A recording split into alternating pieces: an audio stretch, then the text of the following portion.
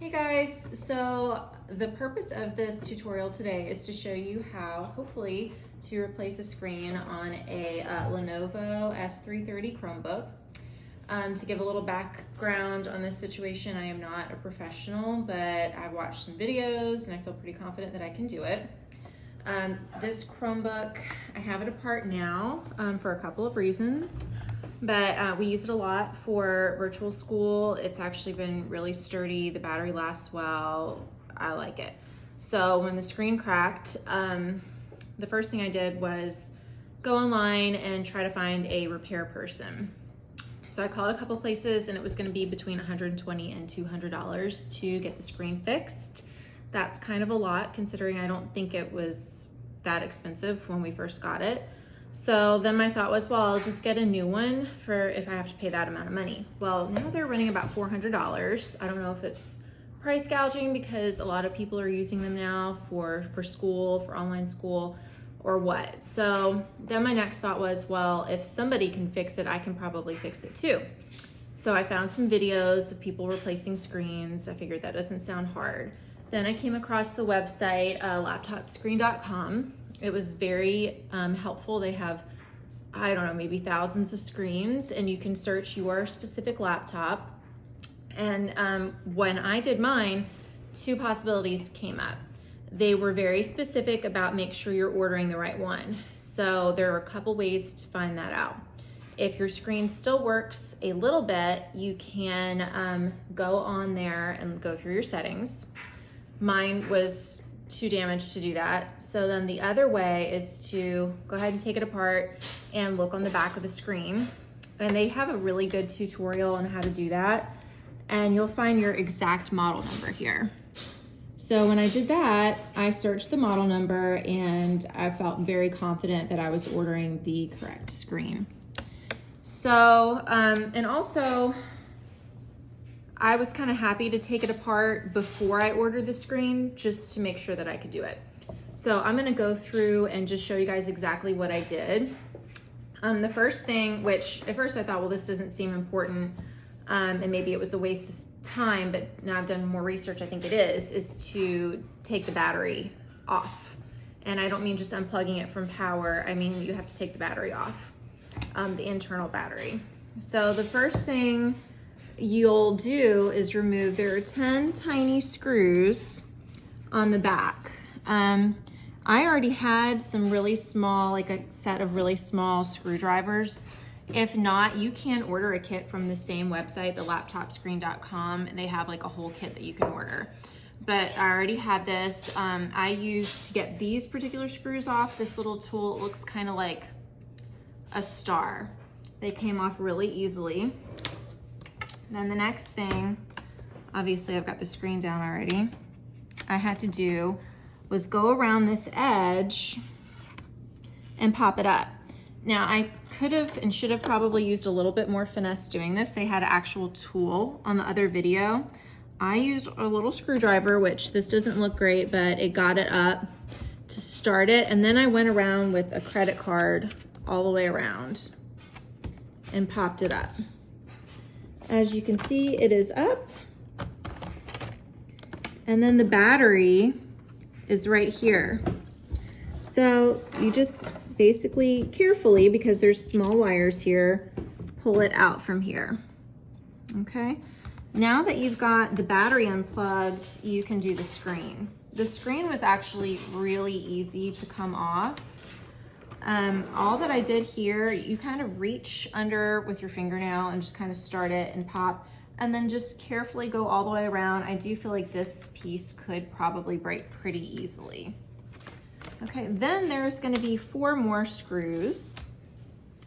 They go right here. This is not on there perfectly. And these are a little bit different screws. They're more of a regular, I think this is a Phillips head screwdriver, but it's obviously very tiny. So I took those off, put them all in my handy dandy Ziploc so I don't lose them. And then the screen comes right down. And then right here is where I found the model number. Now the next step is going to be basically untaping this, unplugging it, and then plugging in the new screen, which I have right here. All right, so This part I'm pretty nervous about, but I'm just gonna carefully take this box cutter to get it started.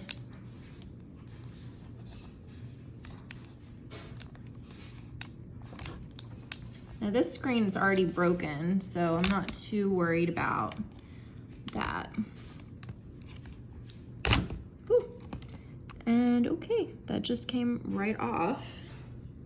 Okay, so to give a little bit more background about the screen that I ordered from laptopscreen.com, I ordered it early Wednesday afternoon. It got here Friday morning, so very good shipping. It came well packaged, double envelopes with the poppy things, and then inside a box. So I was really happy with that.